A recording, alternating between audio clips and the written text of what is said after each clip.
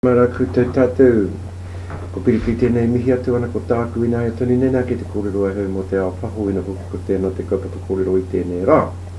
Ana ki haunu iho neina ko tēnei kaupapa te Ao Paho he tino kaupapa. I tēnei wā kei te whakataparo hau e tahi pātai mō tēnā tau e whai ake neina. Ko tēnei te pahotana whakaoti o te tau neina, nā reirei te kāna māku e huri ki te tau, e whakaara mo te tau e whai ake. E hana pātai i rotonu i toko no nei nā hinenaro mō tēnā tau.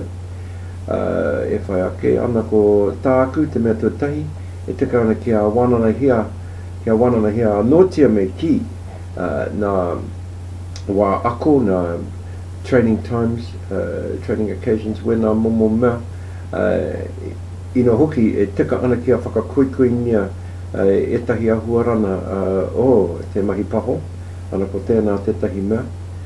E tika ana hoki ki a whakaaronia wenei momo mea nā mea e haria nei nā mārina i te ipurani, ko tēnei te tahi mea nui, hai mea āpiti, hai mea āwhina me ki i te areo irirani tōnu.